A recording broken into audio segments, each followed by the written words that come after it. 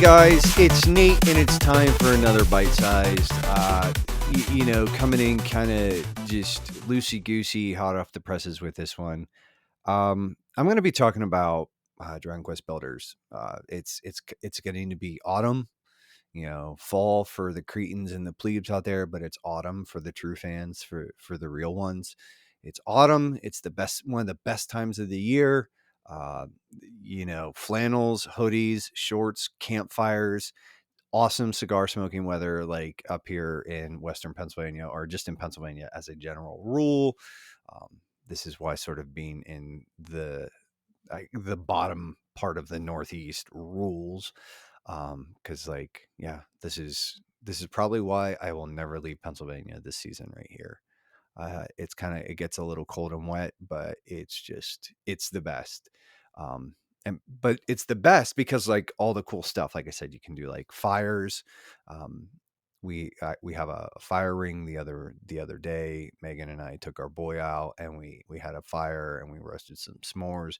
I've got a fireplace, sitting behind me that I like to utilize in the coming months. Maybe this year we'll actually do that. I don't know. Last year we didn't because it's just like, small child, etc. But uh, yeah, and then like the flannels and the hoodies, and it's usually like it's cool, but it's like warm enough that you can get away with wearing shorts, and that's always a good time. So yeah, it's cozy season, dudes, and I want to talk about we're going to talk about Dragon Quest Builders because it's kind of a cozy game, right? Um, and I just have to be honest that initially this game kind of did not, at first glance, like I looked at this and I was like, I don't know if this is for me, right? Um, I don't really like Minecraft all that much. I don't really like the survival crafting genre as a general rule. It's not that I actively dislike it, but it's definitely not what I would call my favorite. It's just kind of one of those things where I don't know. It doesn't really the different times I've played it, like, I played I want to say Don't Starve. I played Minecraft. I feel like um I think Fallout 3 or 4 had more of a survival mode kind of thing where it's like, you have the food and the water meters. And it's like I don't mind those things, but at the same time it's just like I don't know. It's like you're getting real life in my video game, and I don't care for that. And it's just I am a fan of kind of some of the different systems that pop up in some of this stuff, like growing crops. Like I used to be a big fan of the Harvest Moon games. So there's kind of just some I don't know. It's just like it's not an easy fit for as far as like a genre for me. But I had picked this up a while ago. I think I bought it initially so that my one nephew or my nephews and my nieces at this point in time, like some of the kids were over for a holiday or something, and I bought it and I was like, hey, you guys can like check this out. I think this looks kind of cool. Um, okay. Yeah, sorry about that. Real life kind of getting in the way here. But I said, I think this you guys might be into this because like, they're into Minecraft and all that stuff. Anyways, I ended up buying for them. I don't think they did much with it. Like they might have played around with it a little bit. It's kind of like one of those things where I don't know. It's kids are kind of always a weird thing because in some ways they have no taste.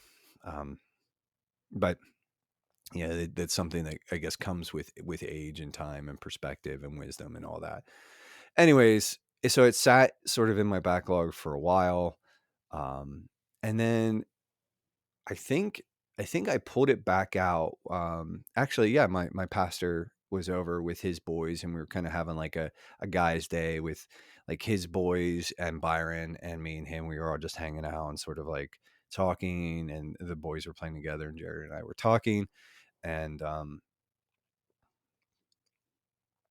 his oldest really is kind of getting into video games, really loves Breath of the Wild and all that stuff. And so like he likes to come when he comes over, he likes to, play different stuff. So I turned it on and I pulled it up and I showed him. And I think he played for a little bit, but he wanted to play some other stuff. Like he's kind of low key obsessed with like playing Shadow of the Colossus, and I keep telling him that when he's older, I'm like, dude, like, don't get me wrong, like I'm a total shill for Shadow of the Colossus, but you're not ready. Um, I love that energy though, so like keep that until you're a little older, and then we will do this thing. Um, but I ended up putting it back on the machine and firing it up, and then it's kind of one of those things. I think like later it was running, and I started fooling around with it and just like playing it, because it's like it was like running, and just I started playing around with it, and next thing I know, it's like it's kind of like I had like a little bit of a time machine moment where it's like 2 or 3 hours later, I'm like, holy crap, what is going on here? Like, why have been playing this game? And it's like it just kind of got its hooks into me, and I was really heavy with it for I feel like a couple months this year, where it was kind of just like my go-to game, where I was playing it all the time, and then I would, like podcast stuff comes up, and so there's games that we have to play for the podcast, and that kind of got in the way. But I've come back around to it now. I haven't beaten it yet, but I, according to what I've read online, the first two acts are sort of like really heavy, and then the last three tend to be a little lighter and go a little quicker. And actually, I'm in the third act currently, and what I've found is that the progress, so like, the progression in as far as like tools and sort of getting better and better equipment and resources, etc., is much quicker in this third act than it is in the first two.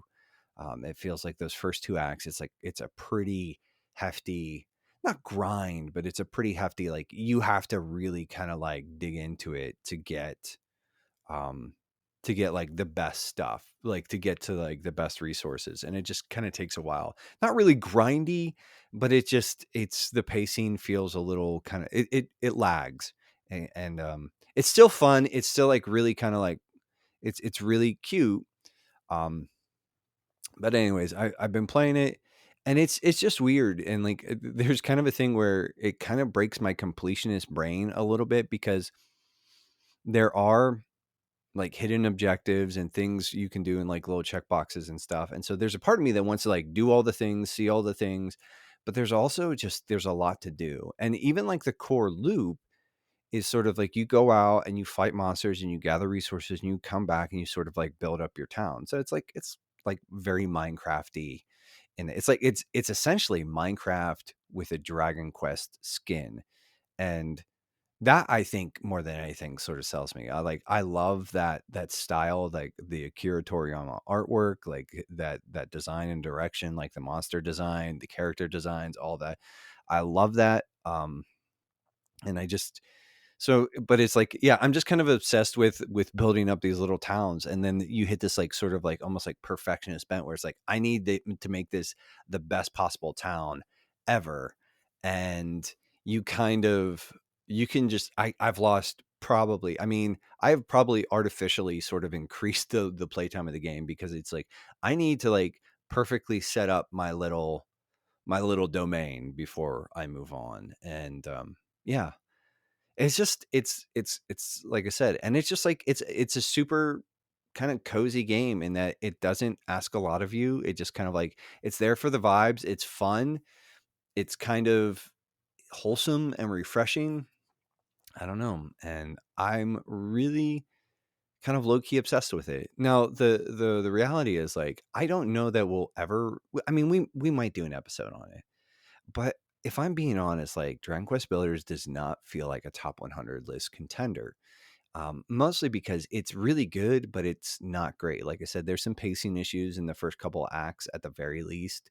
I think some of the boss encounters, because there's like a big boss battle at the end of each act, they're not great. Like it's kind of like one of those things where, and maybe that's just part of the survival, the survival crafting genre kind of thing, where it doesn't really telegraph a lot of information, and it is just sort of like you get these things and you kind of know how it's supposed to work, but at the same time you just you have to figure it out, I think, a lot more. It doesn't communicate some of that like vital information to me that I'd like. And it's not that the boss fights are like really hard or anything. They just like, it's, you have to do a couple of very particular things. You have to, build and move things in very particular ways. And it's just kind of like, okay, I guess. And I just feel like I don't know how I would fix that. I don't know if it can be fixed really, but it does feel just like a little clunky and not as intuitive as I'd like. But I do love this game. I'm kind of wanting to get through it pretty quickly here. This is actually kind of like right now I'm playing Astral Chain for the podcast, which is really good. I like that. I have some thoughts. I want to save those for when we do the actual episode on that. But Dragon Quest Builders is kind of like, that's the for Nate game. That's like, I'm playing that because I just want it. And it actually feels like it's like one of those games where, again, it just feels kind of like appropriate for the season. Like it's kind of fun. Cause like this is also like, we're kind of getting into spooky season. Like we're in September. So October's next month. Like the leaves are turning, it's like Halloween is kind of around the corner. And I do kind of like the juxtaposition of September and October. And September always feels like a little more like, it's like football and, fires with friends and kind of like, it's like that. And then you have October, which you can have, you can have that stuff in October too. You do have that, a lot of that stuff in October. But at the same time, then October sort of, you're getting close to Halloween or Reformation Day, depending on, your preference here. It's like, whatever. I don't have a problem um, with either one, but you're kind of hitting this thing where it's like October has a pretty significant shift in, like, it's like, you're gearing up for spooky season. And I just love the sort of like the juxtaposition of those two, like smacked right up against each other.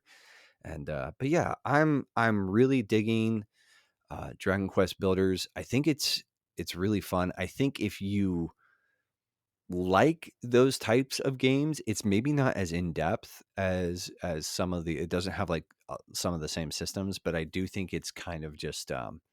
I think it's a really great game, really great style. It's really charming, really cute. I love spending time, in that. I think I do have quibbles. Like, I don't necessarily like how there are some things where, like, some of the things that kind of hold it back are just like, you can lay down blueprints to build things, but you have to have a completely bare patch of ground in order to lay down the blueprint and sort of build on top of it. And in order to take the blueprint off, you have to put exactly the things that it wants in there. Um, and that's kind of frustrating because it's, just, it's like you have different types of walls. But if it calls for earth walls, you have to use earth, and you can upgrade those afterwards, right? And it still remains the same thing.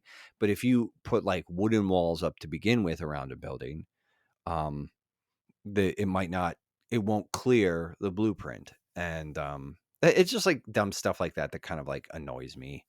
And it's like, and again, you have to have a perfectly clear patch. So it's like a lot of times the part of the game that's kind of fun is like maximizing your space. And so to, like, you put like these little buildings, and you want to build like areas to move around and everything, but it's like you're trying to, like, you have a fairly condensed grid, like sort of block of territory that you can build that is, sort of within a safe zone. And so it's kind of like, yeah, I don't know, you want to maximize that, right? And you can do stuff like you can build multiple levels. I think like building um extra levels all does kind of just feel a little weird to me. At some point in time, like, there's like a custom build mode. But what I've heard though too is like, I do feel like, and the emphasis isn't on combat, but the combat does feel like a little kind of like janky and kind of like but from what I've heard is Dragon Quest Builders actually sort of does like a little bit of work to make this all like it. There are some, it's actually better, has a better story, has like some, the systems are a little more streamlined. um and it actually, like, I was talking to Josh about it too. I might have even said this on the main episode, but it kind of bums me out because I don't know that we're ever going to get like another one of these. Like, I don't know that Dragon Quest Builders is, or 3 is in the works. I mean, it might be, but I don't think that these were like huge commercial successes. And Square Enix is notoriously like, it didn't perform up to our expectations. And it's like, well, some of that is just like, you guys are kind of stupid. Yeah, I said it. Yeah. It's like you guys make bad decisions with your properties all the time. And you do a lot of like brand damage, and you waste a lot of money on sort of chasing down spectacle in an era where spectacle is kind of like the norm. And so like you have to really go above and beyond. And it's just like, yeah, I don't know. I love Square Enix. Like I have a lot of history with them, but some of my favorite games growing up were from Squaresoft and Enix. And then when they joined and became Square Enix. So it's just like, it's tough. Like I also feel betrayed by what they did to the Valkyrie Profile series with Valkyrie Elysium. That game is just aggressively mediocre. It has a few good ideas and they just never capitalize on it. But like, I'm not here to like rant about Squaresoft. I'm here to just say Dragon Quest Builders is really fun. It's really cute. It's really cozy. It's a good time. It's usually on sale. I think you could, I've seen it as low as like $20. I think it might even go. It probably goes lower than that, honestly. um, it's worth your time. I'm really kind of like I said, it's like one of my favorite things I've played this year, but it's more of like, it's like I'm just having a really good time with this. Not that this is like a really important piece of work in the video game sphere or space. Like it's just fun, and it's just kind of clean and cozy, and it's wholesome. It's, I don't know, it's a good time. I think it's worth your time. um yeah, I'm just enjoying it. I just kind of wanted to say, like, and like I said, it kind of, I was thinking, I was like, hey, it kind of fits the season where it's like this cozy vibe, like, hey, just here for like the good time. And you sort of be like chill and like build some stuff and like hang out with your friends and like go kill some monsters. I mean, yeah, that sounds pretty cool to me. I mean, but anyways, I don't have a lot to say, like a lot more to say about it, other than I really love it. I think the gameplay loop is solid. I think it's, there isn't a ton to it. Um, and there are some like gripes, but overall, it's like, it's probably, like I said, it's top 3 games for me this year, I think. Just because it's been the thing that I've kind of had the most, one of the things I've had the most fun with. Um, yeah. So, hey, if you kind of like, if your tastes sync up with mine, I think like this is worth checking out. Like it's kind of fun. Like I don't know, it's like Minecraft but set in a Dragon Quest world with a Dragon Quest skin, and I think just like, yeah, I think it's cool, and I think you should check it out. It's definitely sort of in my personal rating. It's definitely a should play. Um, but yeah. Anyways, that's it, guys. That's all I got. And nothing profound. Like I said, not just sort of wanted to take a minute and talk about one of like one of my favorite experiences of the year. And again, it's good, not great. It's not going to change your life or anything, but I think it's a ton of fun. I think it's really cute, and I'm just here for the vibes. That being said, this has been a bite sized. You know the spiel. So like, be good, do the things, and we'll catch you next time. Later.